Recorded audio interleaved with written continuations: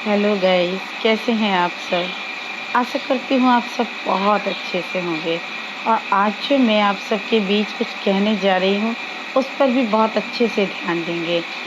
मेरा कहने का मतलब है, ज़िंदगी बहुत छोटी भी नहीं है और ज़िंदगी बहुत बड़ी भी नहीं है। तो समझकर और सोचकर संभल कर चलने की हमें बहुत ज़रूरत है। जैसे कि अभी आप देख रहे हैं, कोरोना का दौर है। सब अपने घरों में सेफ रहने की कोशिश कर रहे हैं। न चाहते हुए भी हम लोगों को मजबूरी में बाहर निकलना पड़ रहा है। क्या करें, मजबूरी है। अगर बाहर नहीं निकलेंगे तो खाएंगे कहाँ से, मजबूरी है ना। तो इस पर मैं आप सबसे एक बात कहना चाहती हूँ। जब हम छोटे होते हैं और धीरे धीरे बड़े होने लगते हैं, हमें पता ही नहीं होता हम कब बड़े हो जाते हैं और माँ बाप एक अच्छा सा लड़का या अच्छी सी लड़की देखकर हमारी शादी कर देते हैं। यही होता है ना। हाँ, बिल्कुल सही, यही होता है। लेकिन इस दौर हम बहुत कुछ खोते चले जाते हैं। बचपन में बचपन खो देते हैं, बड़े होने में अपनी जवानी खो देते हैं और एक उम्र एक दिन ऐसी आ जाती है, जब हमारी एज हो जाती है ना, तब शायद हम हर एक बात का हिसाब लगाते हैं। तब हमारे समझ में आता है कि अरे, शायद हमने बहुत कुछ मिस कर दिया, बहुत कुछ, जिसका आज हमें एहसास होता है। चलिए मैं बात करती हूँ कभी अपने युवापन की। जब कभी हम 25 साल की एज में होते हैं, हमारी शादी हो जाती है और हम कहीं अच्छे से सेफ हो जाते हैं।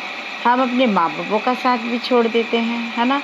क्या सोचकर कि हमें कमाने के लिए परदेश जाना है, और उस परदेश में जाने के लिए हम अपने वाइफ को तो अपने साथ ले जाते हैं, लेकिन माँ बाप को हम वहीं छोड़ देते हैं।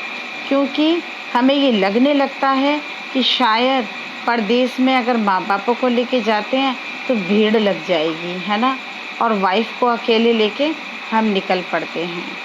कितनी बड़ी भूल हम करते हैं। वही एक दिन हमारे साथ भी होता है। हमारे बच्चे भी जब शादियां कर लेते हैं तो वो भी अपनी वाइफ को, यानी अपने परिवार को लेकर के ये सोचने लगता है मेरी फैमिली पूरी हो गई, और वो भी हमसे दूर जाने लगता है। हमें वो भी एक दिन छोड़ देता है तो हमें फिर क्या लगता है, अरे हमारे साथ बहुत गलत हुआ, हमारे बेटे ने हमें छोड़ दिया। लेकिन क्या हमने नहीं छोड़े थे अपने माँ बाप? तब हमने ये बात सोची थी एक बार भी कि शायद ये पल हमारी ज़िंदगी में भी आ सकता है? नहीं सोचा था ना। तो सोच करके चलिए। आज हम अपने माँ बाप को छोड़ रहे हैं, कल हमारे बच्चे हमें छोड़ेंगे, कल उनके बच्चे उन्हें छोड़ेंगे, परसों उनके बच्चे उन्हें छोड़ेंगे। क्या यही चलता रहेगा? सब एक दूसरे को छोड़ते रहेंगे तो फिर साथ किसके, कौन रहेगा? कोई नहीं। तो मैंने सोचा है कि इसीलिए हमें हमेशा अपने पति के साथ खुश रहना चाहिए।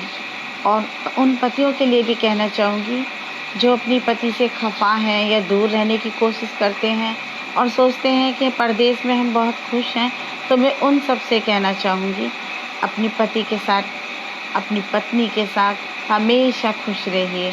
क्योंकि अंत में ना, सिर्फ़ और सिर्फ़ हमारा जीवन साथी ही हमारे काम आता है।